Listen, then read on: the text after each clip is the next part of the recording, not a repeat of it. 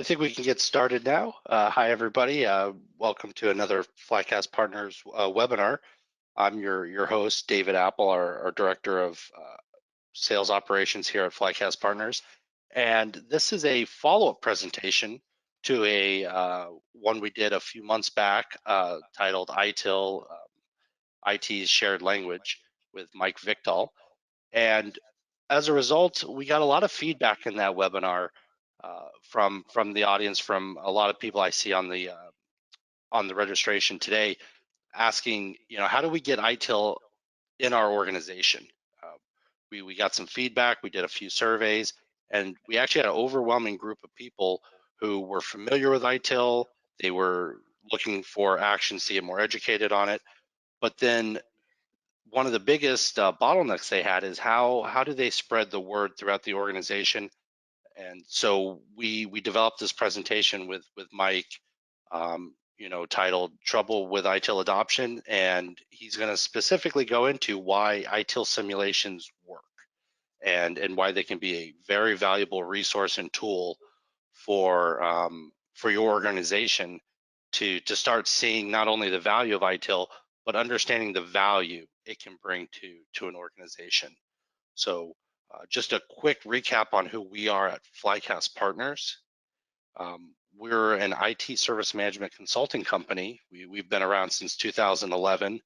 We work with over 1,600 companies throughout North America, and we've done over 5,000 engagements that can range from a ITSM implementation to process consulting to bringing Mike in for ITIL simulations, for ITIL foundations training and process consulting.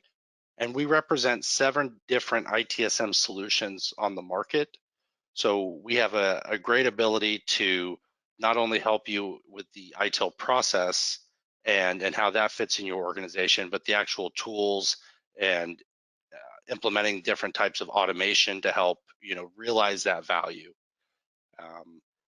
So no other reason but to kind of introduce you, Mike, to the call, and kind of hand it over to you to explain a little bit more about your experience in finding and helping organizations not only adopt ITIL, but why the concept of these simulations work a little bit better than just pure traditional classroom training.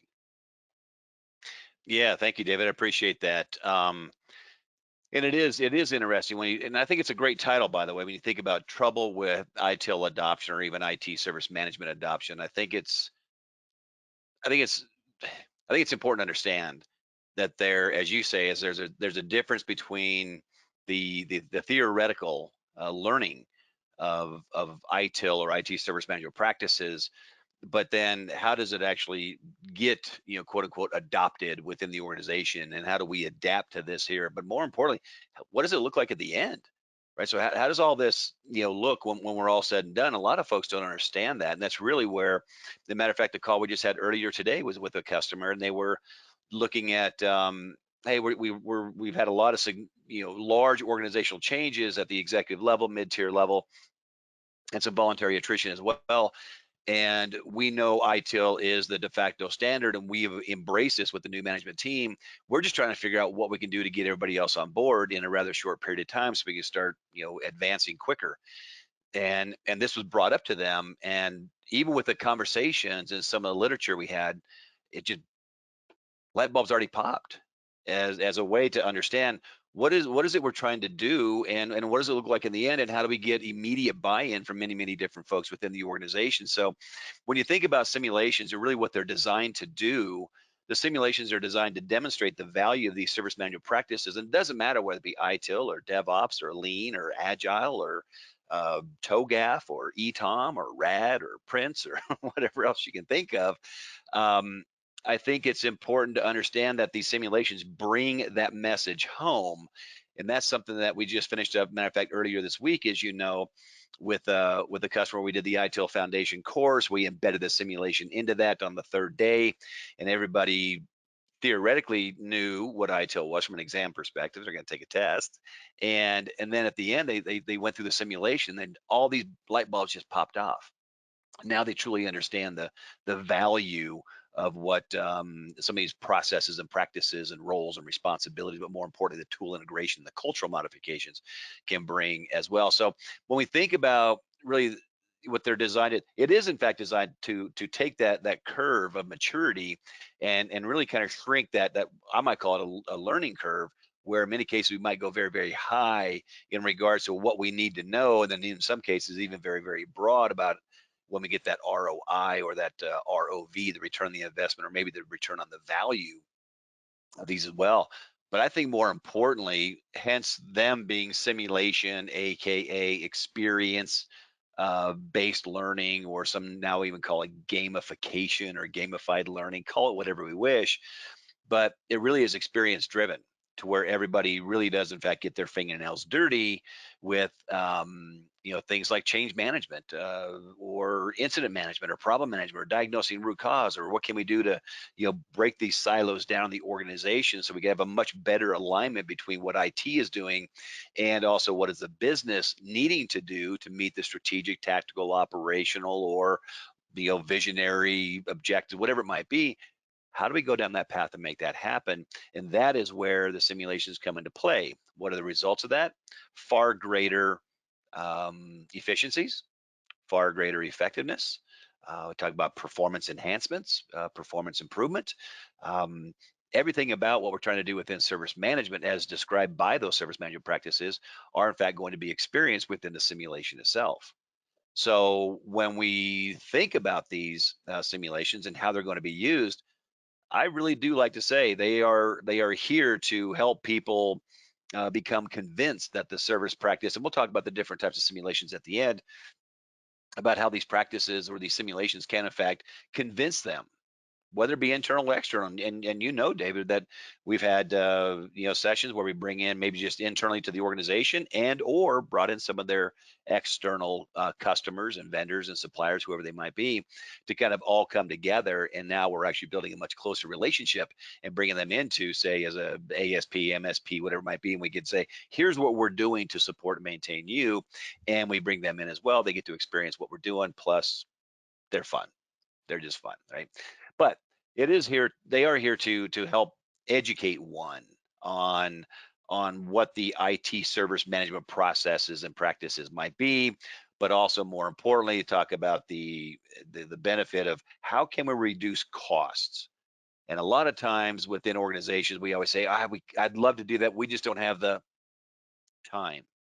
Maybe because the efficiency factor is not there, the maturity of the efficiency is not there in certain organizations, within certain processes, within tools and technologies. Maybe it's cultural. I don't know. Right. So that's where these can kind of come in and begin to break those silos down.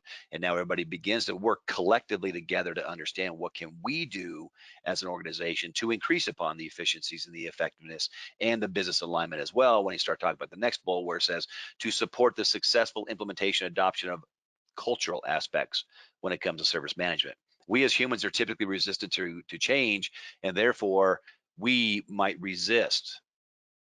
We'll talk about the simulations at the very end, but at the same time, it's one of these things where a lot of folks say simulation, yeah, we don't want that. We'll just take the certification course.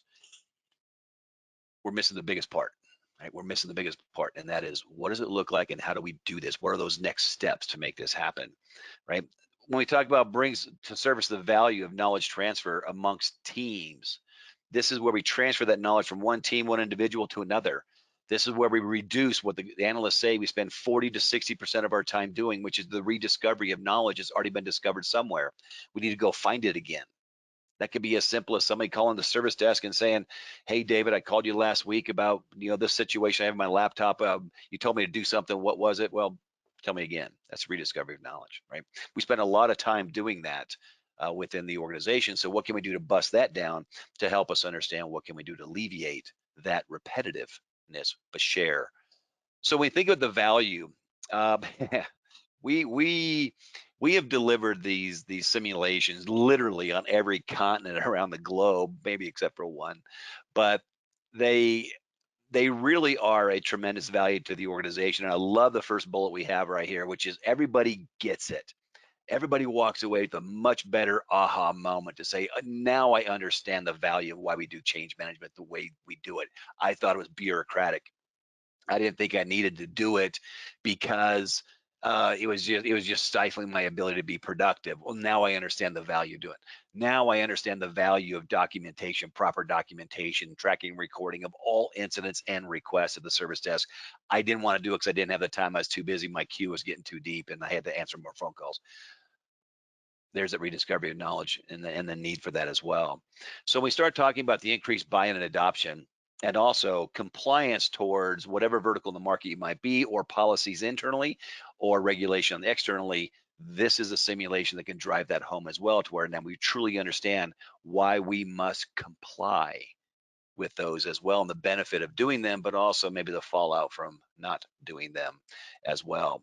Not to mention reduced implementation time. Here comes the knowledge transfer. Here comes teams working collectively together. Here's where we begin to think of and work holistically and identify these value streams that need to be produced across these teams to make sure that we are thinking across the board and not just staying stuck in our own little silos as well. We think about engagement and envisioning at every level in the organization, whether it be the C-suite, whether it be the mid-tier management side, whether it be the individual contributor side, whether it be internal and or external. Everybody contributes to this here, and we really do begin to see, our vision unfold within the simulation. We just did one a few weeks ago where the CIO came in and he wanted to just do the introductions to the simulation for his entire direct reporting team of about 17 individuals. And upon the introductions, Andy stood in the back of the room and kind of watched the first round of the simulation.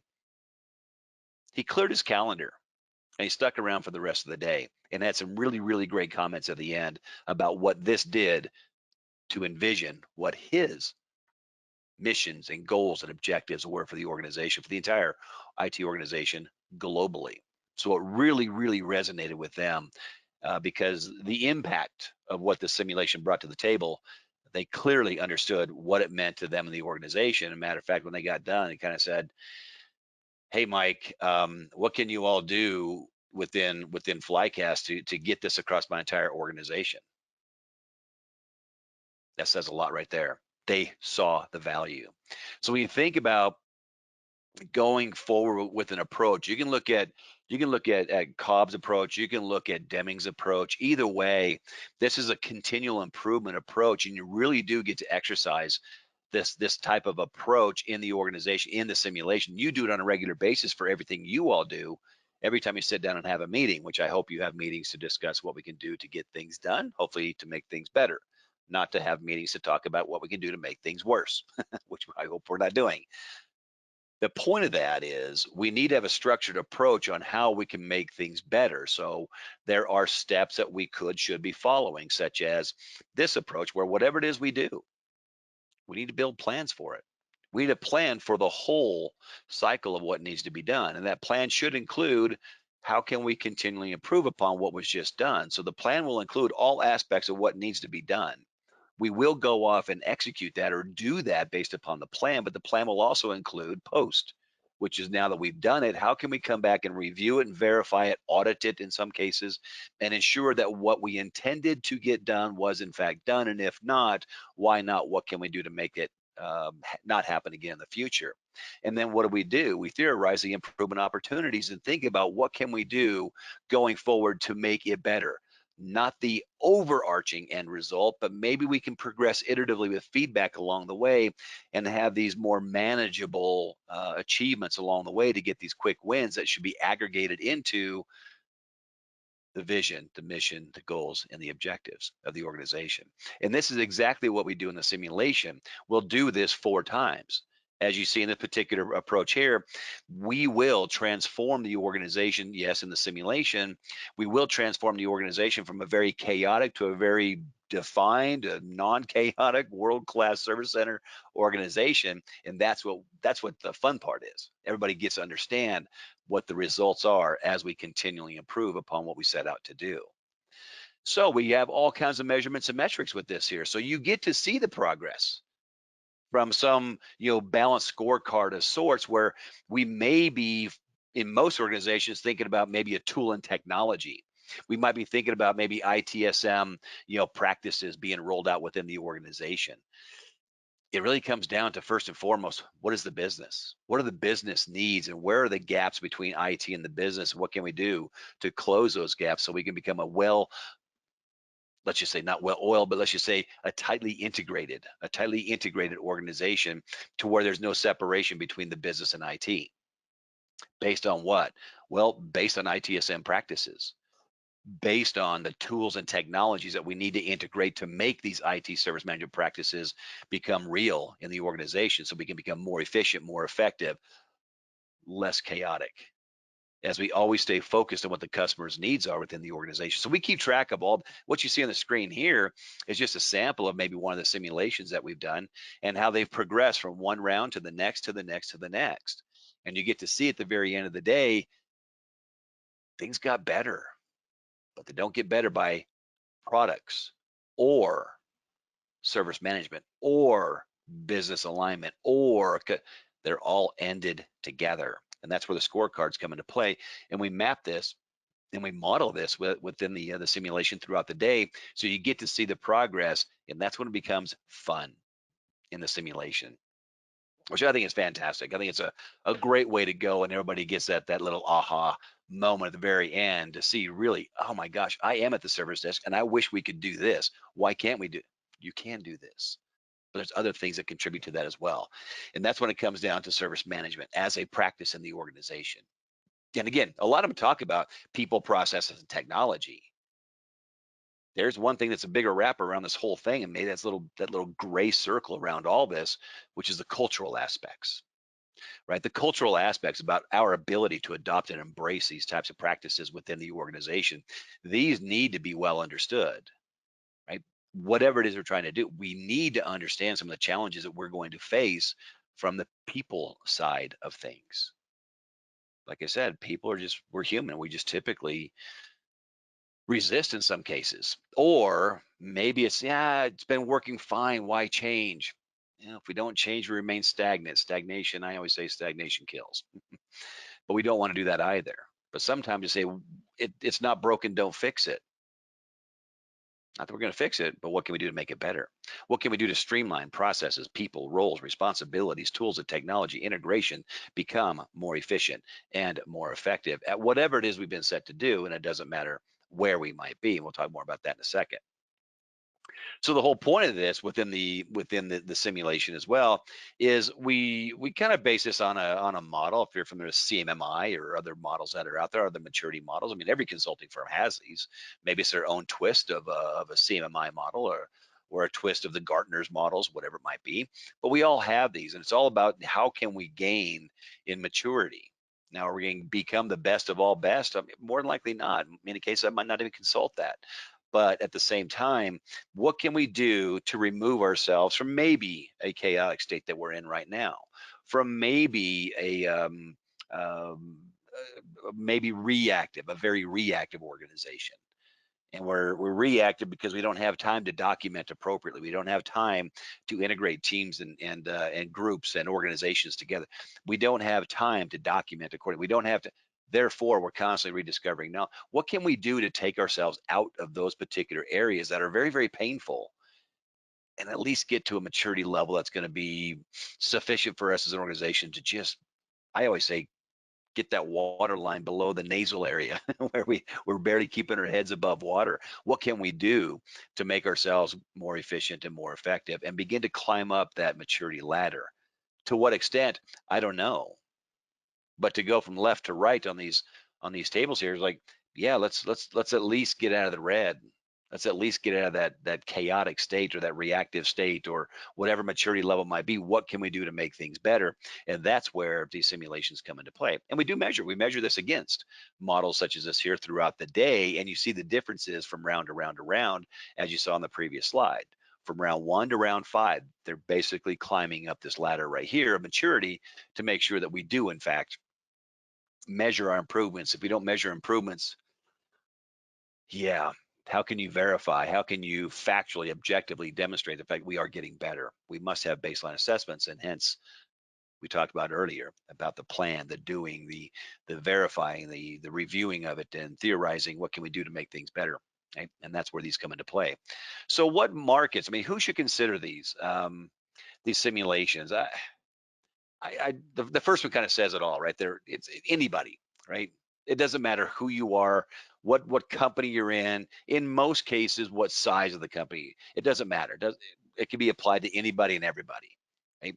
I'm yeah, I worked with organizations that have been literally 17 people, and they went down this path with the simulation because they wanted everybody to see from a different perspective besides the CIO saying, "Here's what we're going to do." Okay, yeah, sounds great. But no, here's what we're gonna do. We're gonna watch it, we're gonna experience it, we're gonna do it. Right. So it doesn't matter if you're in the manufacturing space. We can talk about simulations that are very specific to the manufacturing space. We can talk a lot about Dr. Deming with TQM, which is still very much very prevalent within the manufacturing space. Lean practices, lean IT, Six Sigma. We can talk about anything as far as the market's concerned that's more particular to your world. It doesn't matter what vertical we're in. We can address that. We can accommodate that by, I always say, massaging the message to make it mean something more to you for whatever it is you want to achieve. And then we can take that and then put that into the simulation, and we can talk all around that. So now we're talking the same language, whether it be manufacturing, regardless of where you might be in the public sector of state, local, or Fed. Or whether you're in healthcare, we have very specific simulations for some of these as well, and we can actually resonate just a little bit closer with you, right, within your world. So anybody, any size, for the most part, there is a limitation to the size, typically between 12, 19, maybe 20 people, per session. So there is a small requirement there, but typically speaking, anytime I've worked with these organizations that have been manufacturing, especially public sector, just finished that class up yesterday, healthcare or finance or whatever it might be, very rarely out of the hundreds and hundreds, I mean, well over 1,000 of them that we've done, I don't think that if they were capable of doing more, I haven't had a single customer not do more. They've always done more of the simulations. Why? It resonates with everybody, up to and including introducing or integrating this into the new hire onboarding practices as well. You talk about a learning curve being dropped, you know, lower and shorter. These tremendously reduce the time it takes for people to hit the ground running with a new hire introduction, a new hire or new employee orientation type program. So when we talk about the different flavors, right? So we have the retail, which I think is probably the most popular one we have out there, because everybody gets retail, right? We had one a while back that was more of an airport one. Everybody kind of gets that, but except for the last 2.5 years anyway. But the retail, everybody understands retail, especially the last 2.5 years where we really didn't go to a lot of brick and mortars, so we had to do things online. Well, I don't know if you can see on this little this screenshot right here, you have in-store and you have online section within the lower right hand side. So it simulates the retail operations where we do need to make sure that transactions are in fact being run. Well, what contributes to a transaction running? What contributes to a transaction not running? Which typically equates to lost revenue, dissatisfaction from the customers, misalignment from between business and IT. I can keep going, but we look at security. How do we maintain security aspects within the retail space, online more specifically, right? Brick and mortar, we need to maintain physical security as well, not just the technical security. Warehouse management, inventory control, shopping basket management for online, credit authorization, production management systems, customer support. So these are all different types of services that are embedded into this retail simulation. So now it relates much more to the individuals attending the session. That's a little more of a generic, but everybody understands. Yeah, I know. I've been to the store and I couldn't get a transaction done because the credit card authorization machine was broken or something. Right? It wasn't working. So we bring that to the table, and you get to experience that. And it's your job to run these 4 companies in here. And we all work together collectively to make sure that it is going to run in the best interest of the business. And we continually improve, as you saw on the previous slide, from round 1 through round 5. Typically we do 4, but you get to see the progress as we move forward within the simulation, right? Another aspect of this here is bringing in healthcare. We work with a lot of healthcare organizations, and this simulation, we kind of changed things up to make it mean something to them, right? Did one not long ago where we went in there and everybody's like going, oh yeah, yeah, I understand. We laboratory management. Yeah, we need that. Why? Because things need to go to the lab. Oh, well, what happens if security's been compromised? What happens if patient tracking system or patient records have been compromised?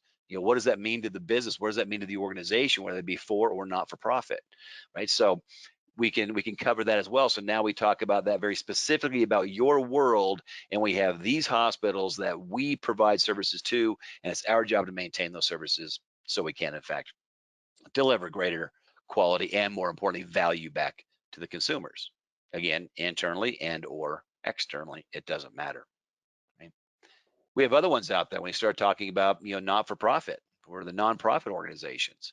So this is where we can talk either, state, local, fed, or other organizations that are really not for profit. So it's a different focus, right? You go to the public sector, their focus of money or finance is a little bit different than that of the private sector. Their focus of security is different than that of, say, the private sector. Nonprofit-based organizations, same thing. So services are, in fact, a little bit different here. We start talking about, maybe regional groups that might be out there, the customers themselves, organizational geographical locations that have outages. What does that mean? So before on the private side, if we're looking at, say, healthcare, or we're looking at retail, it's going to come down to the dollars. Right here, it's going to come down to our ability to maintain deliverables and quality to them, whoever they are, and their dependency on the services in which we provide them. How does that impact us? But also, more importantly, how does it impact them? So it's not all about the money. We need the money. We need transactions. We need these things in order to sustain our business and who we are. But it's not all about that, right? There's other aspects that we must take in consideration. So therefore, we have the nonprofit based as well, right? So we do have, as far as service management practices. Now, those are the types of verticals in the market you can look at if you wanted to. If you're in any one of those verticals, we have a simulation for you, right? So we're talking the same language. Now, let's talk about service management practices that are out there. Well, we have a DevOps simulation. So if you want to focus on DevOps, we have a DevOps, very specific DevOps simulation for you as well. Is that different than, say, what I just showed you with the other, retail? It is different, right? Not that we don't include DevOps in, say, the other ones, but it's not specifically tailored towards DevOps. It's specifically focused on service management from service delivery. This is now talking more from dev and ops, but talking more for how do we work through projects? How do we get things done on time within budget? How do we transition these appropriately into the operational environment and ensure that they're hitting the operational environment right the first time as much as we possibly can, that we've agreed to, and we've transferred over the responsibility, funding, knowledge, so on and so forth, from a non-prod environment to a prod environment. How is that working? Or are we doing a really bad job and we stay untied as an organization?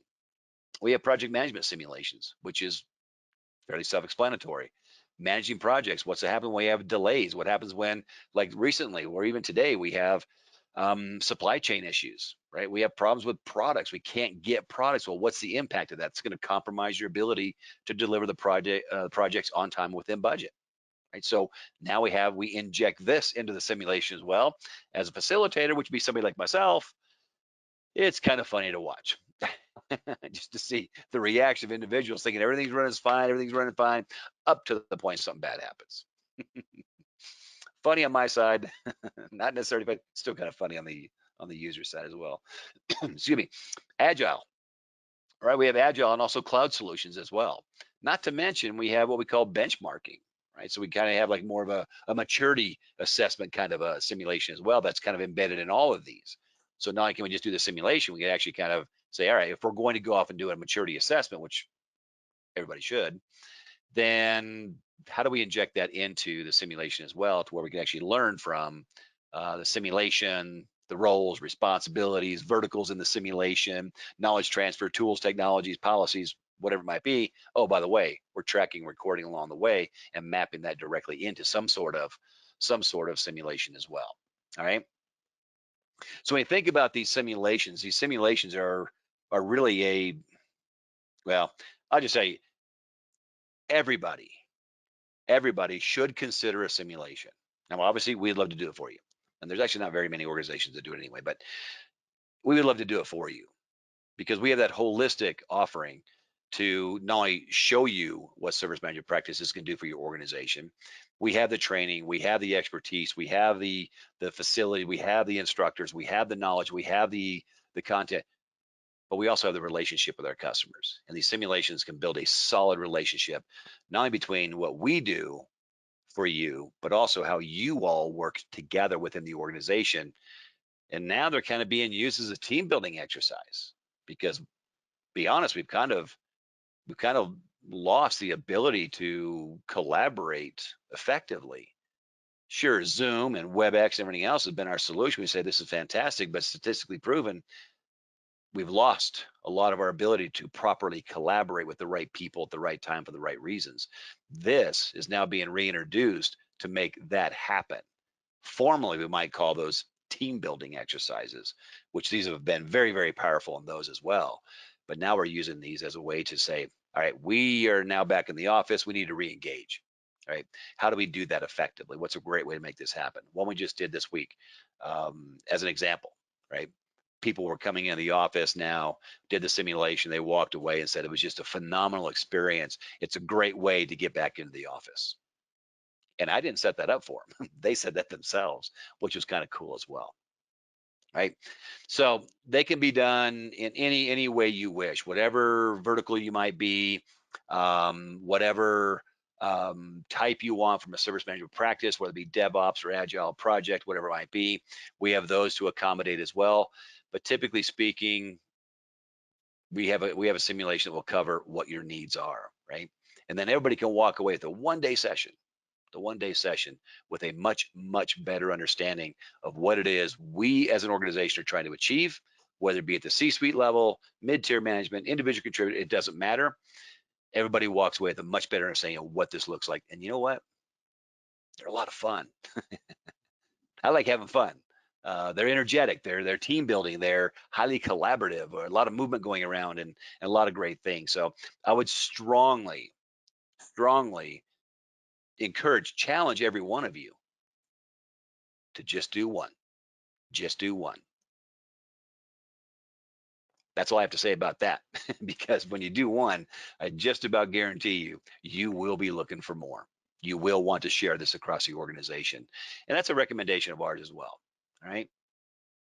So with that, David, I'm going to actually turn that back over to you, see if there's, any questions or anything else you wanted to kind of address and bring up. Yeah, thanks, Mike, and I appreciate you taking us through. I go back to my experience. I was fortunate enough to go through one of these simulations almost 10 years ago now. Probably when they were starting, it was the airport simulation, and I, I was a newer employee at the time. I didn't really understand ITIL in its reality, right? It was just a concept to me, and everything I gained from it was knowledge of the value it brings, why organizations should be investing in in this methodology and these processes.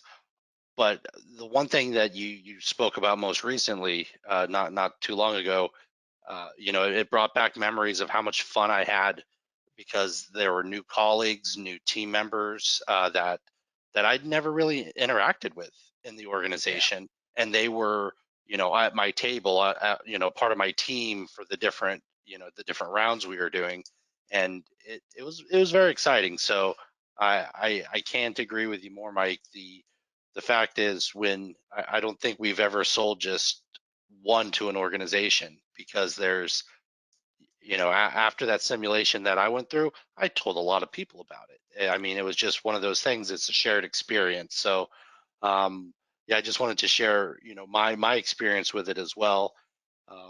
Up um, on the chat here, we have a lot of questions. I don't know if we'll be able to get to all of them today, but I'm just kind of looking at maybe some of the repeat ones that I've seen here. Um, so a couple people have really asked. You talked about any vertical makes sense, any organizational size, but some of the themes I'm getting is what what type of ITIL maturity should we be at before we go into a simulation? Is this a starting point to ITIL? Is this a complementary to, when you feel like you've hit a wall? What stage in some organizations ITIL journey is this most ideal for? That's a really good question. That's two part. One is maturity level, but organizational wise. Should go about doing this. One, every organization, I truly believe, and I'm not saying this just from a marketing or sales perspective. David, I was you before attending the simulation a while back, and it's kind of funny. I was watching a video on YouTube, and it happened to be that simulation that company put out there. Just like, wow, I had hair back then. Anyway, we had we did that. I was like the same as you, and it's like this was fun. This was exciting, and I didn't know a lot about ITIL, right? And so I think the question is, are there any prereqs to doing to do the simulations? There really isn't. Um, the one I did before, where the CIO attended, many of these folks, I think there's like 4 out of 7 day, actually 18 that have actually, 2 have taken an ITIL foundation course. The other 2 were aware of what ITIL was, have taken a half a day session, whatever it was. Everybody else really didn't know what ITIL was. Interesting, huh? So there's not a prereq. So there's not really a maturity level that you need to be at, because we're going to walk through all the maturity levels within the CMMI model from the very beginning. I call it level 0, which is kind of non-existent, all the way up through, defined or otherwise, whatever model you're using. And we're going to exercise that throughout the entire simulation, throughout the entire day. So anybody can do it. No pre-requirements associated to it. If you want to, what we typically do with that, and I think there's a question there about where do we start? Well, we start by interviewing you and understanding what it is you want to achieve, and we tailor the simulation to accommodate that, right? So if you want to talk ITIL, you want to talk DevOps, you want to talk whatever, you want to talk all that, fine, we'll bring that into the simulation, and then we'll do the simulation. Then typically, like David said, we'll do more. Just I promise we'll do some more. So yeah, I think it's a great introduction to anybody and everybody for many different facets, right? Where team building, means of collaboration, truly understanding service management as a practice. This is our initiative, and this is our vision, mission, goals, and objectives, and this is what the management staff wants us to do 9 months, 12 months, 2 years down the road. Thank you, Mike. Another question we have in here, and I'm seeing almost a second one, so I'll kind of combine them together.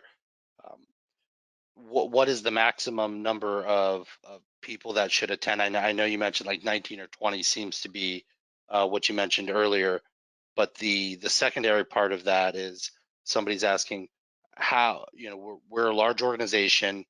How do we determine the right people to participate in that simulation? Yeah, that's a really good question. Yeah, we'd like to have 12. I mean, can we have less? We can. It affects it typically in a negative way by having less than 12, because we do have certain roles that have to be fulfilled, right? So we have customers, we have relationship managers or BAs, we have service desks, we have management staff, we have technology specialist teams, we have vendors, yeah, we have roles. But I personally, when we talk to folks, I know David, you've done this, where we want to talk to them and try to bring multi layers within the organization into the simulations for a number of different reasons. Now, sometimes we won't. We'll just say, no, if this is what you're looking to do to bring it in the organization, then let's just make an executive one. The message changes a little bit, but we'll just make it the executive one. Okay, where it's just C-suites or whoever's going to be. Otherwise, we like to bring in a variety of individuals from different roles within the organization, and not just IT. And we've brought in people from HR and some marketing and some other folks as well, because we're all one. And that way we can get multiple roles in there, influential roles, my manager role, myself in there, whoever it is. And now we could all work together. One, we probably never worked together like that before, ever, within the company, right? And a lot of times that is what causes a separation or a gap between IT and the business. Business IT separate, they just do what they want to do, and we'll just keep the lights on. You guys drive us and tell us what to do, whatever. Now we're actually collaborating and working collectively together, not to mention having fun with that. And what does that do? It changes a little bit of the morale, kind of changes attitudes. But it also demonstrates commitment from the management staff that we are in this together. We are committed to making this happen. We're here to support you. You are working with us. We are now working together as one, as a whole. So it does vary, David, on who should attend. It really comes down to what you want to do with that first session. After that, we'll tailor it to accommodate whatever your needs might be. That makes a lot of sense, Mike, and that's the value we try to bring, versus other organizations out there, is that tailored experience, and it's not a one-way street. We're not selling a simulation in a box, right? We're we're working to kind of collaborate on what the best overall experience is for an organization. That's right. Yeah. And that's key word, experience, right? What is their experience? What do they walk away with? How they feel about that session? What can they grab from that? And then more than likely immediately begin to adopt and adapt maybe new ways of doing things.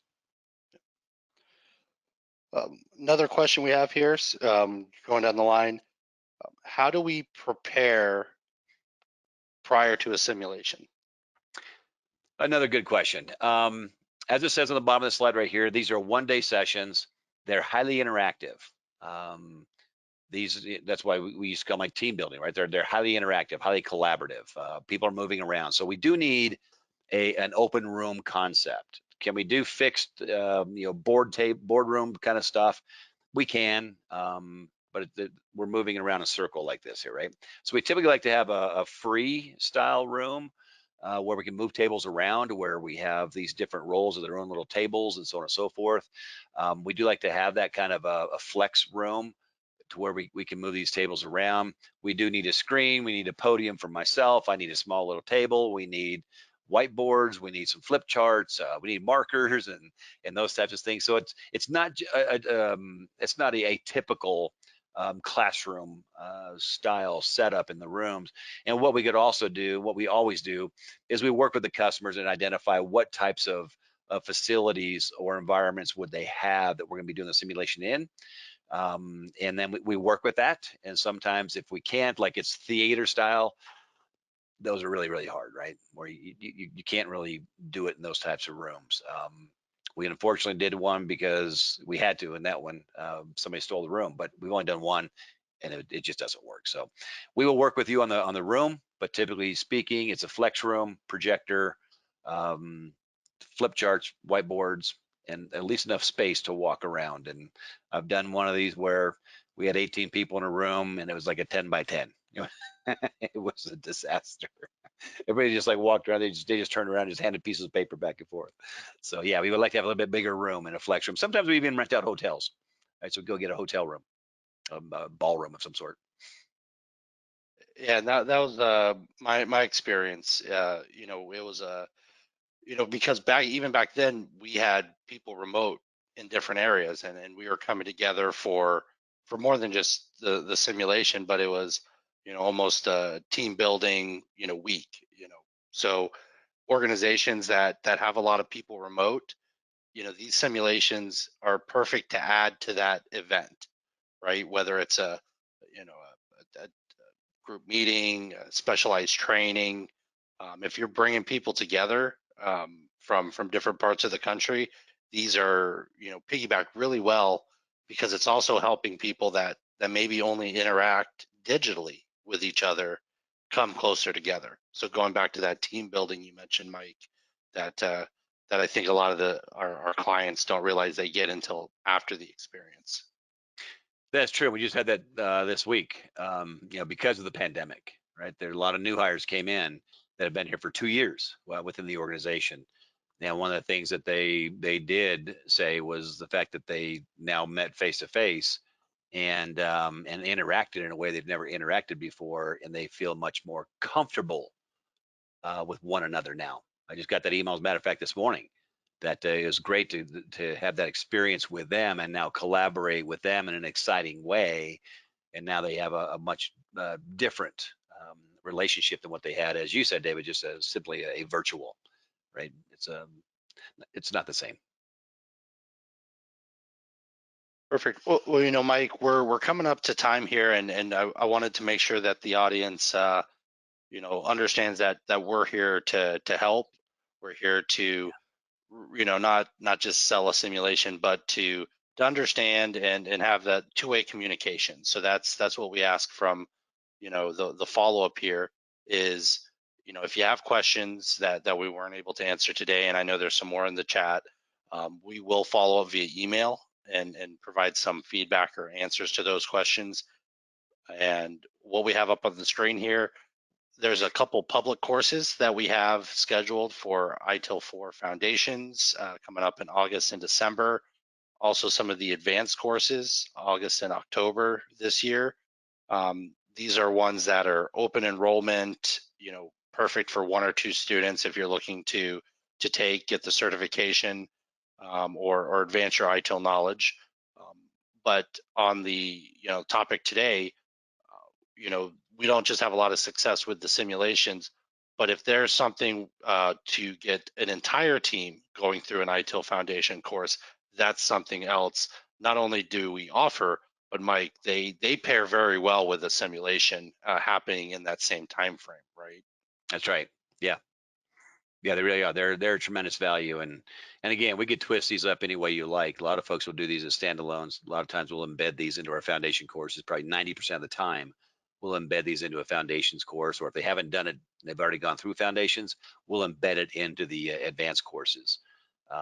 Typically speaking, I'm glad to see you have that create, deliver, and support on there, David. I appreciate that. That's a little personal to me. Yeah. Being a co-author of that particular book, I appreciate that. Perfect. Well, thank you, Mike, for running through these scenarios. It's always a pleasure to have you on here, talking to our customers and our audience. And I want to thank everybody that joined the session today, or anybody that's watching this recording on YouTube later. We will make sure that this is out and available for you to watch again or to share with colleagues. And if anybody has questions, they can reach out to us on our website. Um, Give us a call on our main line there, or just email us at info@flycastpartners.com.